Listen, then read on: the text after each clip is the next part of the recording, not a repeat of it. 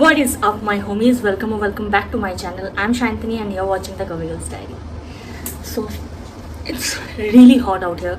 It's almost like 42-43 degrees in Kolkata right now, but it feels like 50. Trust me. Fan of है तो जल्दी से intro shoot करते हैं. सो आज का जो वीडियो है वो वेस्ट मटेरियल से DIY क्राफ्ट तो है, बट ईजी या 5 मिनट्स क्राफ्ट है ये मैं नहीं बोलूँगी, but it's 2 very special DIY projects because ये मैंने बहुत दिनों से सोच कर रखा था एंड मैंने जैसा सोचा था ये ऑलमोस्ट वैसा ही निकल के आया है. So I am really happy and really proud and I hope आप लोगों को भी ये वीडियो अच्छा लगेगा. तो without need further do let's start the video.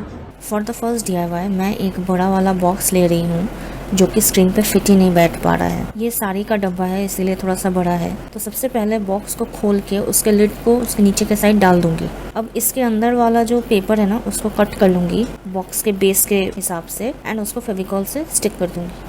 आप चाहो तो यहाँ पे हॉट ग्लू भी यूज़ कर सकते हो, पर हॉट ग्लू ना थोड़ा सा मतलब उसका रेसिड्यू रह जाता है और वो थोड़ा ऊंचा नीचा लगने लगता है. So once I am done with the paper मैं इस पे वेट रख दूंगी ताकि जो पेपर है वो अच्छे से चिपक जाए. उसके बाद बॉक्स के दोनों हिस्से के साइड्स को एक दूसरे के साथ फेविकॉल से चिपका दूंगी. देन ताकि सारी चीजें अपनी जगह पे स्टिक रहे तो मैं यहाँ पे मास्किंग टेप यूज कर रही हूँ for additional support. It will hold everything in place. जब तक फ्रंट ड्राई हो रहा है मैं बैक पे एडिशनल सपोर्ट के लिए कुछ कार्डबोर्ड्स लगा दूंगी. तो ये मेरे पास कुछ वेडिंग कार्ड्स के अंदर जो कार्डबोर्ड्स होते हैं ना वो थे, मैंने उन्हें ही यूज किया. आपके पास जैसे कार्डबोर्ड्स है आप उन्हें यूज करो. इससे क्या होगा ना जो बेस होगा वो थोड़ा सा हार्ड होगा and that is what we want. तो इसे भी मैं फेविकॉल की मदद से चिपका दूंगी एंड इसको भी मास्किंग टेप से एडिशनल सपोर्ट के लिए स्टिक कर दूंगी. तो मेरा जो ये डब्बा था ना ये उतना स्ट्रॉन्ग नहीं था इसीलिए मुझे ये स्टेप करना पड़ा. अगर आपका डब्बा थोड़ा सा हार्ड है तो आप ये स्टेप स्किप भी कर सकते हो. देन सारे एजेस एंड कॉर्नर को अच्छे से फिनिश देने के लिए मैं मास्किंग टेप को वहाँ पे स्टिक कर दूंगी ताकि वो एक प्रॉपर फिनिश दे एंड सब अपनी जगह पे बनी रहे.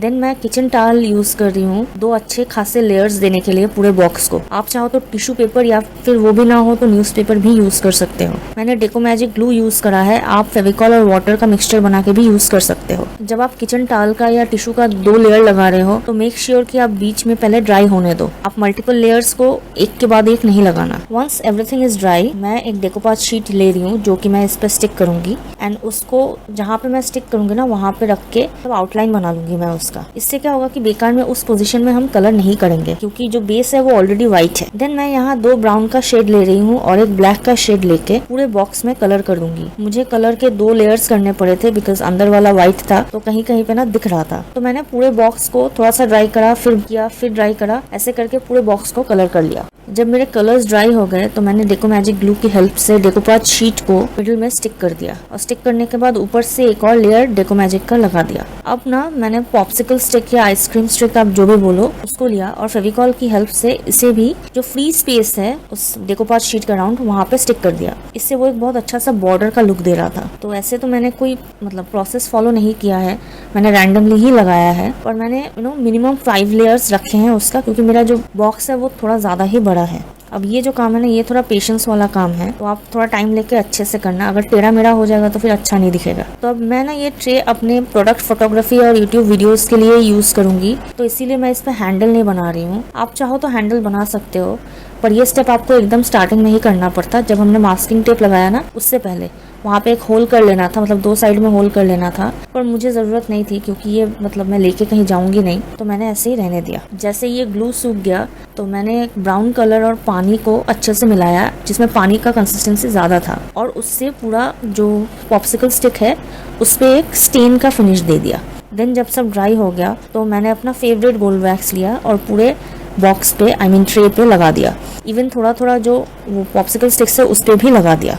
अब सब कुछ ड्राई होने के बाद मैंने इस पूरे बॉक्स में 3 बहुत अच्छे लेयर्स वार्निश के लगाए. इन लेयर्स के बीच बीच में मैं गैप रख रही थी ताकि लेयर्स ड्राई हो सके. ये लेयर करना बहुत ज़रूरी है. वैसे मैं चाहती तो यहीं पे स्टॉप कर सकती थी वरना वो जो डेकोपाज शीट है और जो पॉप्सिकल स्टिक है उनके बीच में एक गैप है तो वो जो पूरा ट्रे का बेस है वो इवन नहीं है. तो इसके लिए मैंने एक नया तरीका अपनाया. वैसे ये तरीका तो टेक्निकली नया नहीं है क्योंकि मैंने इन्वेंट नहीं किया है इसे, पर मैं पहली बार ट्राई कर रही थी. तो मैं यहाँ पे इपॉक्सी रेजिन और हार्डनर का यूज करके पूरे ट्रे के बेस में एक स्मूथ फिनिश दे दूंगी. ये जो रेजिन है ये 2:1 के रेशियो में है और इसे मैंने अमेजोन से खरीदा था. आई थिंक 300 रुपीज के आसपास का पड़ा है ये सेट.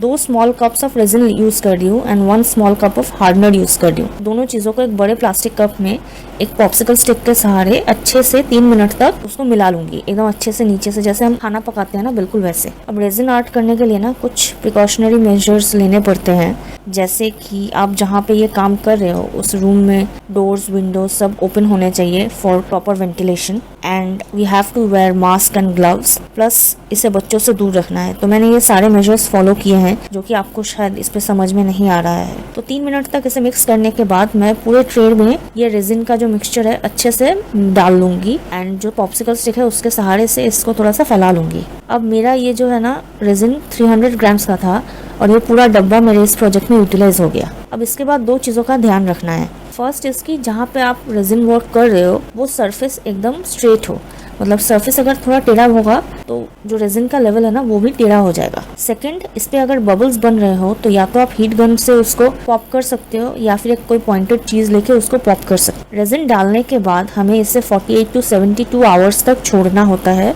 क्योर करने के लिए, एंड इस बीच में इसको थोड़ा सा ढक के भी रखना पड़ता है ताकि इस पर डस्ट ना लग जाए। अब जब मैंने इस पर रेजिन यूज़ किया है तो मैं चाहूँ तो इसको एक्चुअली मैं किचन में यूटिलाइज कर सकती हूँ, पर मैं करूँगी नहीं। इसे मैंने अपने फोटोज़ के लिए, वीडियोज़ के लिए बनाया है। आप अगर रेजिन नहीं भी यूज़ करना चाहो तो आप वार्निश वाले स्टेप पे रुक सकते हो। तो रेजिन क्योर होने के बाद एंड रिजल्ट इस पूरे प्रोजेक्ट का कुछ ऐसा आया।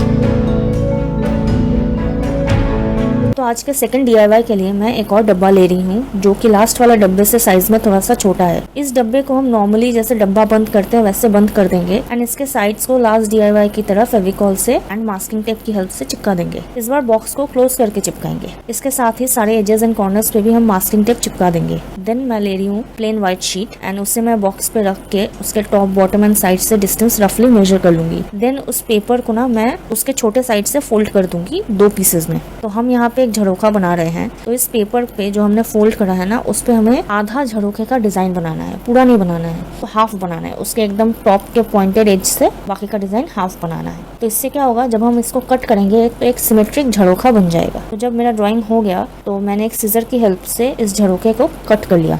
अब जो डिजाइन मैंने कट किया है उसको मैं मास्किंग टेप की हेल्प से अपने बॉक्स पे स्टिक कर दूंगी थोड़ी देर के लिए, and I will trace out the design. जैसे ही मैं डिज़ाइन ट्रेस कर लूँगी तो मैं उस पेपर को हटा के एक एक्जैक्टो नाइफ की हेल्प से उस डिज़ाइन को कट कर लूँगी। ये जो प्रोसेस है थोड़ा धीरे करना पड़ता है, वरना जो मतलब कट है वो टेढ़ा मेढ़ा हो जाएगा तो पूरा बॉक्स बर्बाद हो सकता है। तो झरोखा कट हो जाने के बाद मेरे पास जो भी वेस्ट पीसेस बचे थे मेरे पिछले DIYs के, उनमें से मैं खोज के पीसेस निकाल के उनको इनर साइड में स्टिक कर दूंगी ताकि झरोखे के अंदर क्या है वो ना दिखे। अब मैंने यहाँ पे ना एक गलती कर दी। मैंने क्या गलती करा कि मैंने उसके बॉटम साइड से उस पेपर्स को स्टिक करना स्टार्ट किया, जबकि मुझे एकदम जो टॉप पे पॉइंटेड एज है वहां से स्टार्ट करना चाहिए था, क्योंकि मुझे बाद में बहुत प्रॉब्लम हो रहा था और वो प्रॉपर्ली स्टिक नहीं हो रहा था वहाँ। तो इन्हें मैंने शॉर्टकट में थोड़ा सा हॉट ग्लू से चिपका दिया, क्योंकि अगर मैं फेविकॉल से चिपकाती तो बहुत टाइम लगता। देन मैं इन सब को भी मास्किंग टेप से एजेस पे अच्छे से स्टिक कर दूंगी ताकि ये हिले नहीं और एक क्लीन फिनिश आ जाए। वंस डन, मैं फिर से डेको मैजिक ग्लू और किचन टॉवल की हेल्प से पूरे बॉक्स में एक लेयर लगा दूंगी, एंड इस बार मैंने एक ही लेयर लगाया है। तो किचन टॉवल का क्या है ना कि इसमें 2 लेयर्स होते हैं, तो हमें उन लेयर्स को अलग अलग करना पड़ता है, वरना वो अच्छे से स्टिक नहीं होंगे। तो अगर आप भी किचन टॉवल यूज कर रहे हो तो इस बात का ध्यान रखना। फिर हमें किचन टॉवल को ड्राई होने देना है। जब सब ड्राई हो जाएगा तो मैं वॉल पुट्टी का पाउडर ले रही हूँ। ये मैंने लोकल हार्डवेयर स्टोर से मंगवाया है। मैं इस पाउडर में फेविकॉल और वाटर मिला के एक उत्तपम के बैटर जैसा थिक पेस्ट बना लूंगी। आई होप आप समझ गए कि कितना थिक बनाना है। आप चाहो तो एक्रिलिक वॉल पुट्टी भी यूज कर सकते हो, वो भी मिलता है मार्केट में, and it's I think like less than 100 rupees for a whole tub. मैंने पहले यूज किया है एक्रिलिक वॉल पुट्टी, और इस बार मुझे वॉल पुट्टी पाउडर यूज करना था तो मैं वो यूज कर रही हूँ। बस आप 2 चीजों का ध्यान रखना, अगर आप भी वॉल पुट्टी पाउडर यूज कर रहे हो, ये बहुत जल्दी ड्राई हो जाता है, तो आप थोड़े थोड़े पोर्शन में इसको यूज कर सकते हो। अगर आप भी ऐसा पेस्ट बना रहे हो तो पानी एकदम कम कम मिलाना, जैसे रोटी के लिए आटा गूंथते टाइम हम पानी मिलाते हैं ना, बिल्कुल वैसे पानी मिलाना है। ये पेस्ट बन जाने के बाद मैं इसे पूरे बॉक्स में लगा दूंगी। तो मैंने इस बारी 2 layer of this wall putty powder का पेस्ट लगाया है। बस इतना ख्याल रखना है कि जो लेयर्स है वो जितना इवन हो सके उतना इवन रखना है या स्मूथ रखना है, और उसको कम क्वांटिटी में बनाना है। तो थोड़ा टाइम टेकिंग हो जाता है कि बार बार बनाना पड़ता है ये पेस्ट, पर ये ना बहुत जल्दी सूख जाता है, एंड सूख गया तो एकदम ब्रिक के जैसा हार्ड हो जाएगा। तो मेरा पहला लेयर सूख जाने के बाद मैंने इस पे दूसरा लेयर लगाया है, क्योंकि मैंने बाद में इसको उंगली से स्मूथ कर दिया था तो मुझे सैंडिंग नहीं करनी पड़ी। पर अगर आपका सरफेस अनइवन है तो आप चाहो तो सैंडिंग कर सकते हो। एंड जब मैं सेकंड लेयर लगा रही थी ना, तो मैंने एयर ड्राई क्ले के टूल से इसमें कुछ आड़े टेढ़े डिजाइन भी बना दिए ताकि थोड़ा सा डेप्थ आए। देन हमें सब कुछ ड्राई होने देना है। तो जब ड्राई हो गया तो मैंने पहले ब्लू और टर्कोइज कलर करना स्टार्ट करा था। देन अचानक से ध्यान में आया कि ये जो झरोखा है ये मैं मम्मा पापा के रूम में लगाने वाली हूँ। उनके रूम का कलर ऑलमोस्ट ब्लूइश शेड का है, तो ये एकदम खो जाएगा वहाँ। तो मैंने ना एकदम से डिसाइड किया कि मैं सेफ ऑप्शन के साथ जाऊंगी और मैंने ब्लैक कलर यूज किया। आप चाहो तो व्हाइट भी कर सकते हो, पर मुझे लगा कि व्हाइट बहुत जल्दी गंदा हो जाएगा, इसलिए मैंने व्हाइट नहीं करा, मैं ब्लैक पे गई। तो मैंने इस पे ब्लैक एक्रिलिक पेंट का 2 लेयर किया, क्योंकि व्हाइट को ढकना था। आपको जैसा लगे आप वैसा करना। देन जब ये सूख गया तो मैंने 2-3 वार्निश के कोट्स लगाए पूरे बॉक्स में। तो जैसे मेरा वार्निश ड्राई हो गया तो मेरा जो झरोखा है उसका जो अंदर वाला पोर्शन है, जो इनसाइड वाला पोर्शन है, उसके लिए मैंने कुछ मिरर्स मंगवाए थे अमेजोन से। तो वहाँ पे ना गोल्डन और सिल्वर दोनों मिरर्स थे, तो मुझे पता नहीं गोल्डन मिरर ही अच्छा लगा और मैं गोल्डन मिरर्स को अंदर में लगाना स्टार्ट कर दी। अब मिरर्स लगाने के लिए मैंने कोई प्रोसेस फॉलो नहीं किया है, मैं बस एक एक पैकेट खोल रही थी और लगा रही थी। और मैंने रैंडमली कोई भी मिरर लगा दिया है, कोई भी शेप का, पर ये बाद में अच्छा दिखने लग गया। तो आप चाहो तो कोई अच्छा सा पैटर्न सोच के फिर भी लगा सकते हो, या मेरी तरह से रैंडम भी यूज कर सकते हो मिरर्स को। तो मैं ना मिरर्स लगाने के लिए फेविकॉल का यूज कर रही हूँ और हमें फेविकॉल को ड्राई होने के लिए छोड़ना है। तो इस बार का जो मेरा 2 प्रोजेक्ट है वो थोड़ा टाइम टेकिंग है, वो एकदम 5 मिनट क्राफ्ट जैसा तो नहीं है, क्योंकि ना दोनों में ड्राइंग टाइम बहुत ज्यादा है। जितना टाइम आपको काम करने में लग रहा है उससे ज्यादा टाइम तो मुझे इन चीजों को ड्राई होने के लिए रखना पड़ा है। तो अब नेक्स्ट वाला प्रोसेस कंपलसरी तो नहीं है, पर मेरा ग्लू ड्राई होने के बाद मैंने डेको मैजिक ग्लू लिया एंड एक स्पंज ब्रश की हेल्प से उसे रैंडमली पूरे बॉक्स के फ्रंट में लगा दिया। जैसे ही ग्लू लगाया उसे ड्राई होने से पहले ही मैंने उस पर गोल्ड फॉइल्स लगा दिए। आप कोई भी रैंडम सा पैटर्न बना सकते हो, पर मैंने ऐसे ही थोड़े थोड़े जगह पे लगाया ग्लू और मैं गोल्ड फॉइल्स चिपकाती गई। एंड हमें उसे ड्राई होने के लिए छोड़ना रहता है। जब ग्लू ड्राई हो जाए तो एक ब्रश लेके मैंने उन फॉइल्स को डस्ट ऑफ कर दिया, तो बहुत ही सुंदर सा रैंडम पैटर्न्स बन गए पूरे टॉप पे and it looks great too. पर वो जो मतलब गोल्ड फॉइल्स जो बाकी बच गए, जो मैंने ब्रश ऑफ किया, उन्हें भी हमें फेंकना नहीं है। उन फॉलआउट्स को मैं एक जगह पे स्टोर करके रख दे रही हूँ ताकि मैं फ्यूचर किसी प्रोजेक्ट में उसे यूज कर सकूँ। जब मेरा गोल्ड फॉइल ड्राई हो गया तो मेरे पास एक हेयर स्प्रे था, मैंने उसको ही अच्छे से स्प्रे कर दिया ताकि गोल्ड फॉइल अपनी जगह से हिले नहीं। आप चाहो तो वार्निश का स्प्रे आता है, उसे भी यूज कर सकते हो। देन मेरे पास ना थिन वायर था एक पड़ा हुआ, उसको हॉट ग्लू से बॉक्स के पीछे चिपका दिया ताकि मैं उसे मम्मी पापा के रूम में हैंग कर सकूं। And this is how the झरोखा हैज टर्न्ड आउट।